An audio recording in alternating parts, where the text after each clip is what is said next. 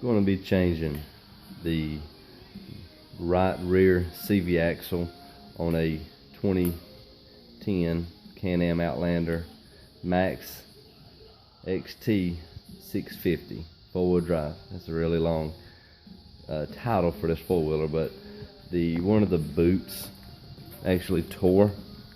This one right here, and tore pretty bad on the last ride we were on, and which it's original, you know, 11 years old. And so to get both boots was gonna be around $35–40, and a replacement axle was like $60. So guess what? Replacing the whole axle. And so didn't really see a whole lot of help online, so I'm gonna make this video, and maybe it'll help somebody else down the road whenever they go to replace the axle. I thought about doing all the axles, but I think I'll just do the other ones later, being it's not that expensive, and but it is a lot to change all four. But here we go, we're gonna get into it. First we got to jack it up. You can use a floor jack. I'm gonna take the wheel off. This got some aftermarket lug nuts, 14mm. Just gonna take that off and get started. Once we get that wheel off, we will unbolt the shock mount right here so that we can rotate the control arm down and slide the CV axle out, and then we'll try to pop this out where it goes into the crank, or in the hog head. Alright, so we got the wheel off, and then this castle nut has a cotter pin, and we need to take it off. And so it was really tight. Once I pulled the pin out, there's the pin. It took a, was it 27? Yes, 27mm socket. Even on a breaker bar, it would not turn, it would not budge. So on mechanic's trick, a little bit of WD-40 and a little bit of heat from a torch, not much, because there's a bearing inside here with this hub, so we don't want to scorch the bearings.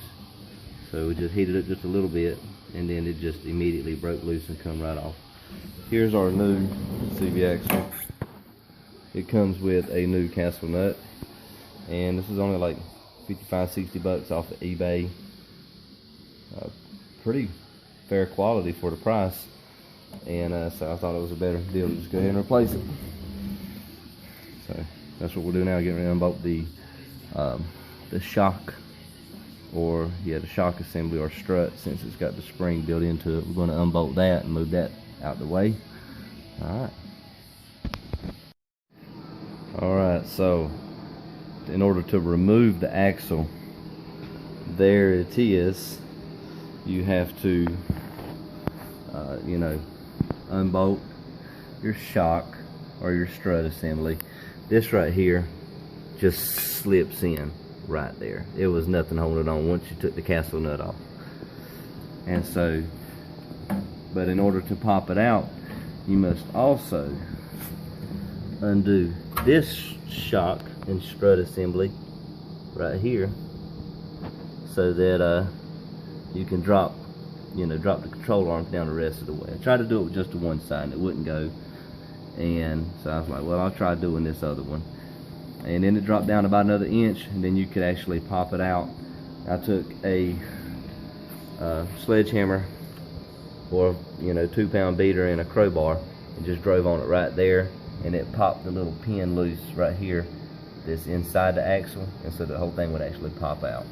And my new axle doesn't have this little slinger right here, so I'm gonna pop this one off of this one and transfer it over to the new one.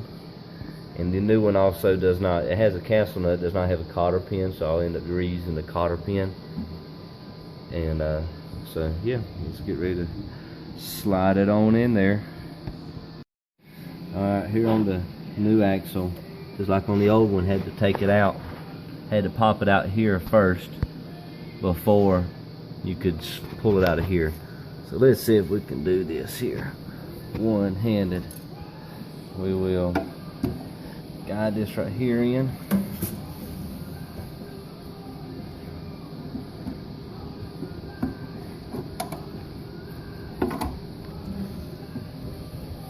now that's in. Now on this side.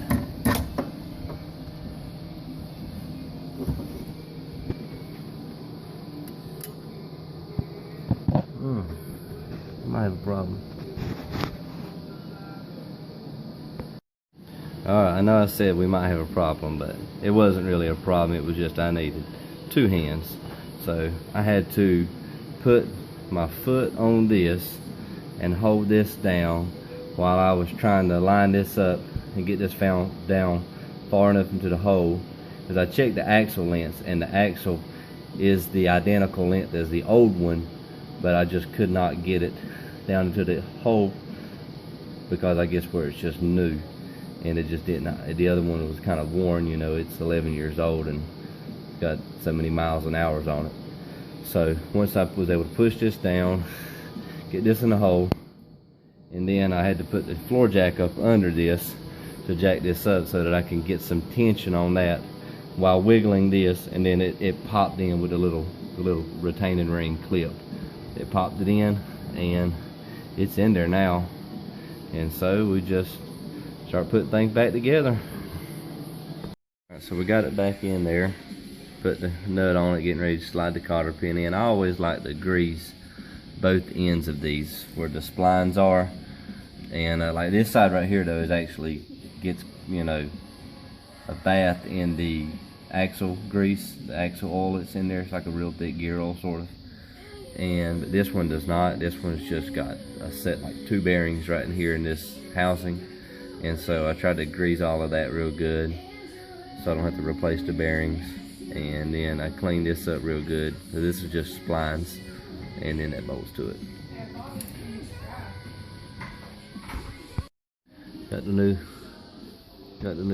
cotter pin in, not the new, the old one in on the new nut and the new axle. The thing I didn't mention was I took this like mud guard off that was right here, and just to make it easier to take this off and on. Probably didn't need to take that off, but it's just, you know, it was 4 bolts, actually 2 bolts, but 4 on each side, 2 on each side, and that's all it is to take that off. It gives me a good chance to clean it up some too, because it has some mud in it. Same with you know, a lot of this stuff, it gets mud in places you can't really get it out. So like I said, I re-greased these, put it in there, put that together. That's bolted back up. The only thing left to do now is to put this back on, put the wheel on, and then she'll be good to go. I'm gonna tighten that up a little bit. The same on this side. I'm gonna push this up because it just sits there on the shaft, on the CV axle. I'm just gonna tap it around and drive it in a little bit closer, make a little tighter gap on both sides so that, you know, it keeps junk out of there. Alright, success. We have it all put back together. Overall, pretty simple job. I can't drive around and see how it sounds or feels. It should be fine. The battery's dead, and it's bad, it won't charge, so I gotta get a new battery for it. It's old, but overall not a hard install. 10mm bolts, 15mm, and then the 27 for the castle nut, and that's it.